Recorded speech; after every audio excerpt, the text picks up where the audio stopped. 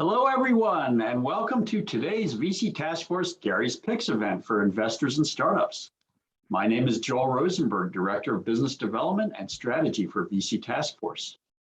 VC Task Force is an organization where the venture community comes together to address critical issues, provide workshops, and other events for the benefit of the venture and entrepreneurial communities.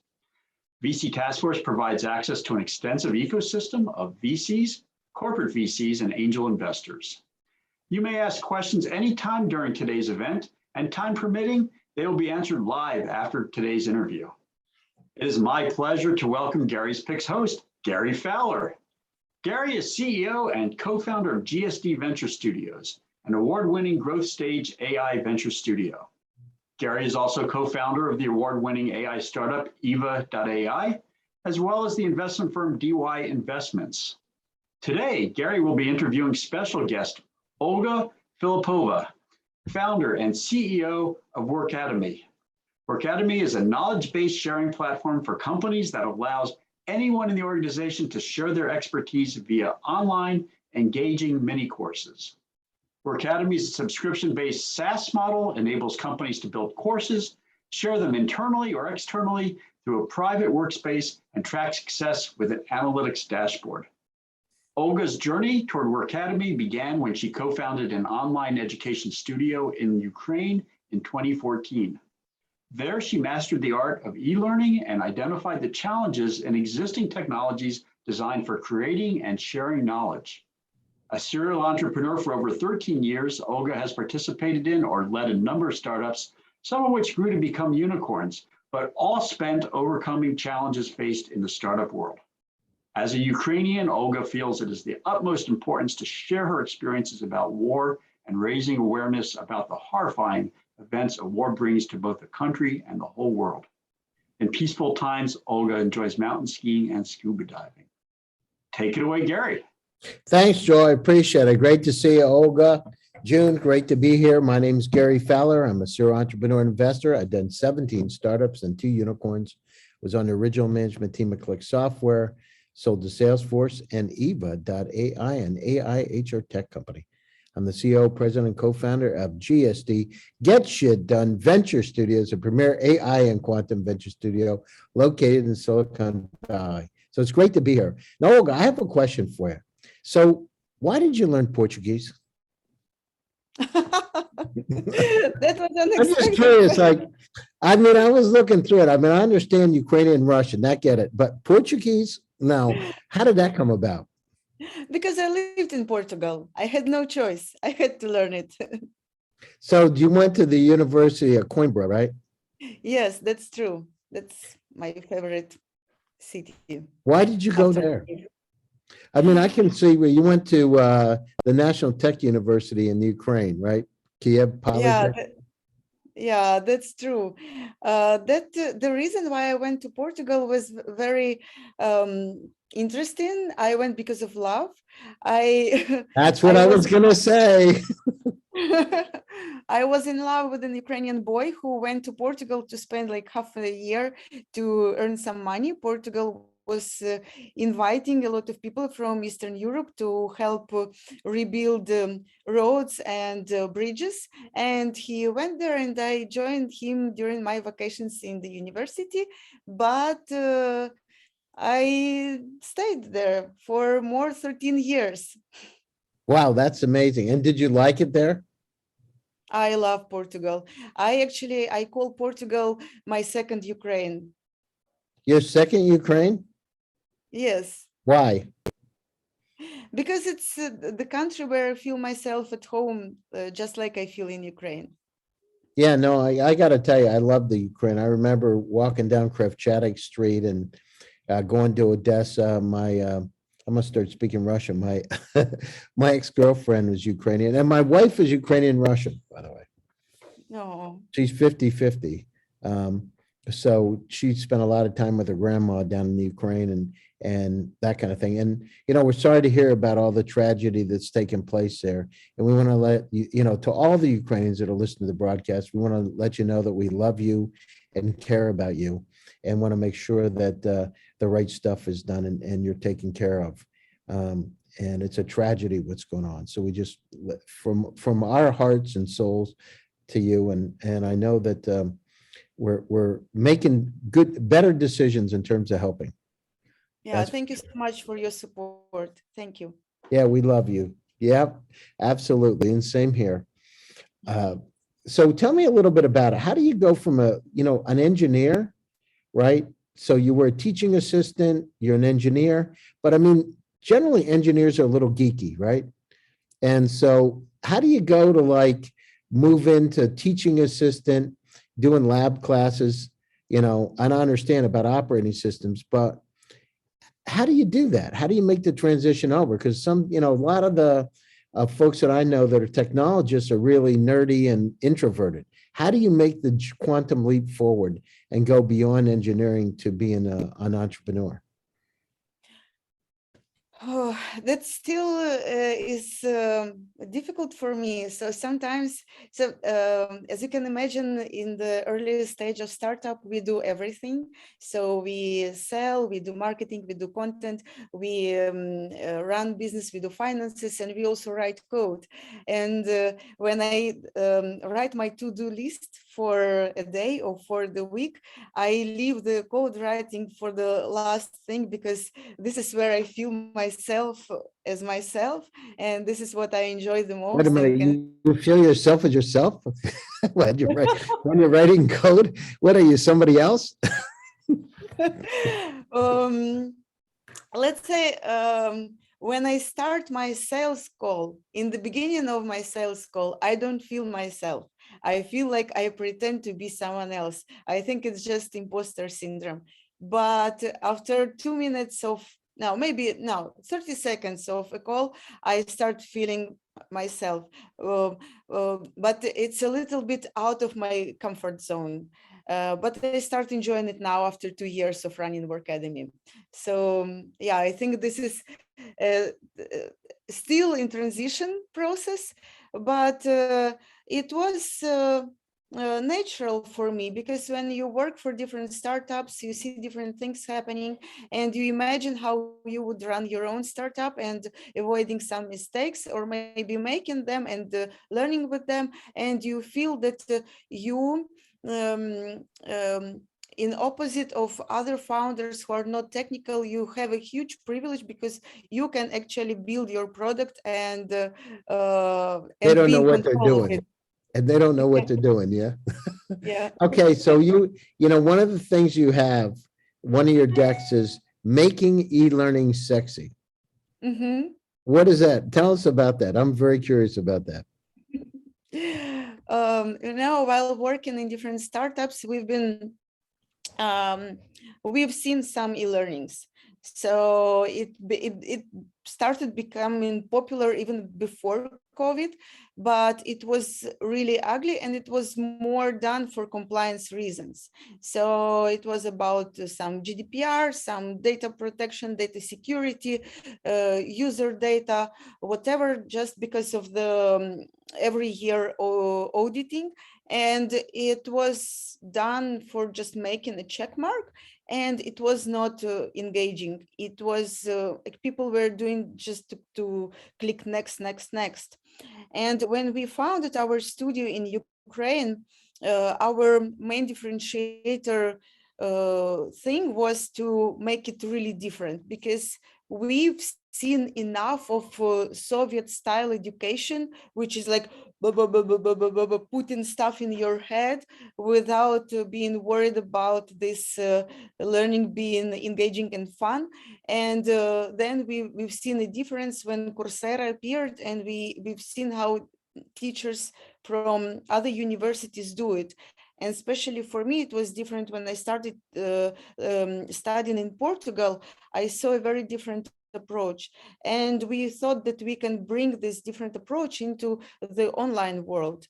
And after doing this in this online education studio, I thought that it could be a nice idea to bring it also to companies, because people have to enjoy what they learn, and when they enjoy what they learn, they apply it with joy, and they work with joy, and they stay longer in their companies. So it affects everything. So how is it? How many customers do you have today? How are you doing? What's the company doing today? We don't have a huge traction yet. We have 12 paying clients, but they're pretty stable, and so we can uh, predict our monthly revenues. They enjoy using the platform. They use the platform for different reasons. They build onboarding programs, they build compliance training programs, they educate their customers, and they share knowledge between among employees. So this is how we are doing. The plans for this year is growing to at least 50 customers. We've been able to build quite a big pipeline during the past 2 years, and now we are building the strategies to convert the pipeline and to generate new leads. Of course, as you could already figure out during this conversation, the sales part was not our strongest part because we come from the engineering world, but we learn as we do, and it seemed to become better and better. And now we are also bringing external force to help us to scale this Other process. resources, you're bringing other resources in. No, Yes. that's great. I mean, part of doing a startup is understanding what parts you have and what part you don't have, right? Yeah. So that's really good. And so what is a differentiator between you and some of the other, like Coursera, like how to, in terms of competitive landscape, where do you fit in? Who's the typical person that would buy it? What are they trying to accomplish when they buy it? So the customers you have today, what are they telling you? So our customers are very different in their domain, in their industry, and in their geography. We operate in Germany. We started to approach German market, but since we have a lot of network in Ukraine, we have a lot of naturally coming clients from Ukraine. And industry-wise, we have IT companies as well as we have the chain of beauty salons, which is very strong. Wait a minute, you have IT companies and beauty salons? Yeah. How did you get that? I'm just really curious because did you go into a hairdresser and say, oh, I think this would be interesting for you? How did you get that deal? I will explain. I will explain how we got that beauty salons deal, but I want to highlight that the main thing that is common for all these companies that they are in a growing stage. So rather they are expanding, rather they're opening some franchising businesses, or they just got an investment and they need to grow at least twice during a year. This is the main differentiator factor. And let's also not forget about COVID. During COVID times, everything all of a sudden became remote. And with this beauty salon, during the COVID times, they couldn't run their operations, right. And they wanted to onboard a lot of people to start big once COVID comes to an end. So they use the platform to create onboarding programs on it. And they've been able to onboard 200 new hairdressers during the COVID times. And they never expected that it could be so good in results because of course they never used online education things. They always onboarded people face to face, and they said that it was super effective, and they still use it. They now create more and more programs using it. So yeah, that's the main common thing, that they are companies who are growing. No, that's great. And so what's a typical customer look like though? Who buys it? What level in the organization? Who is that person? Is it CEO? Is it COO? Is it a medium-sized business or large business? I mean, the beauty salons can be small, but who is the person? Have you found that yet?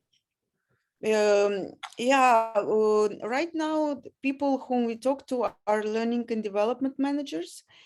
So it means that the company is already over 50 employees, because before that, companies don't bother to hire learning and development departments. The HRs do their jobs, and they do pretty much everything which when it comes to people. But after that, they start having learning and development managers, and this is usually a person whom we talk to. There were rare cases when we spoke to CEOs, because they were like responsible for training people and to bringing them up to the next level in their careers. No, that's great. So how do you go about finding salespeople? You said you want to hire more resources. It sounds like, where do you find the salespeople? Right now, I'm using a Ukrainian platform for hiring people, because I would like to help Ukrainian economy and hire Ukrainians. So I'm talking right now to a couple of people, and we in parallel there is an agency who came. Mm, it was not on purpose. They came to me with the outsourcing of software development stuff. And I said, hey guys, I can do that myself. I need help with sales. And they, we can also do sales. Oh, So I like that. They're entrepreneurial too. so That's great. yeah, we are talking with this agency and with a couple of guys from this Ukrainian platform in parallel. Yeah, that's super. And so what are your expansion plans? How are you going to grow the company? We started in Germany, as I told. We tried penetrating German market, and after that we moved to English-speaking countries in Europe. We probably start from our next country to explore would be Portugal, because it's just a natural. I don't know Because you like the place a lot. I don't know why we haven't started from it, because we speak Portuguese. Yeah, I mean, why did you go to Germany? How did that come up? I mean, it's not one of your 4 languages you have on your LinkedIn profile. So what did you like? Just flip a coin and say, oh, let's think of a place we want to go. Okay, no, not this. The heads or tails. No, not this. Oh, now we're going to Germany. No, it will sound ridiculous. So do you remember that when I went to Portugal, I went to spend my vacations and I stayed for 13 years. Actually, after 13 years, my husband and I came to Berlin, and we loved it so much that we decided to stay. And So you just said, oh, I'm just going to stay in Germany, and that's good. It's good for us. Are you going to stay in Germany? For now, yes, Berlin is a great city, and actually, I don't consider Berlin being that much of Germany. It's very different. It's very international. It's very English speaking, and it's really nice when it comes to like activities and everything. And there is another thing, that when you are moving to another country within a European Union, you don't feel that you moved, because everything is so close. The low costs are so cheap that going to Portugal is almost like I don't know, like in Kiev we would travel more probably from one point of city to another than when we go from Berlin to Portugal. Really? Wow. Wow. Yeah, that's of course I'm exaggerating a bit, but when we go from Berlin to Kiev, we spend less time flying that my parents spent going by car to pick me up from the airport. Oh my God. Oh my God. That's amazing. Wow. So, it's great that you're helping fellow Ukrainians, and I know we're helping them too in terms of some of the needs and booking. We're booking Airbnbs and places like Irpin and Mariupol, and so we're getting firsthand reports. And my family's in Kramatorsk, was in Kramatorsk in Sloviansk, and I heard we were on the phone. I was on the phone with them, and I heard the air raid sirens going off, and I heard noises, explosions in the background. I heard it with my own ears. So They got out. They didn't want to leave, and they got out and they got in the car and they headed to the border. Well, they went to Sloviansk next, and then they ended up getting out. But it's like I said, we're with you and care about you. As you know, we've had discussions about this independently, but amazing people. Kiev's one of the most beautiful cities I've ever seen in my life. It's just an incredible place. And I liked Odessa too. I'm Greek American, so Odessa has there's something in there. I'm not sure what it is, but it feels really good. So, and I like the place. So anyhow, you're doing a great job with it. Tell us a little bit about, are you looking for investment now? What are you looking for? We have a very wide audience that listens to my show. What are you looking for? Yeah, thank you for this question, Gary. So right now we raised a very small round to get this external help in sales on board and to be able to generate new leads and get traction that would be enough for us to be in the position to go after seed round by Q4. So if there are investors listening to this show, I would be happy to connect already now and to talk, to introduce ourselves. How much are you trying to raise, Olga? What's the number that you're trying to get to? How much?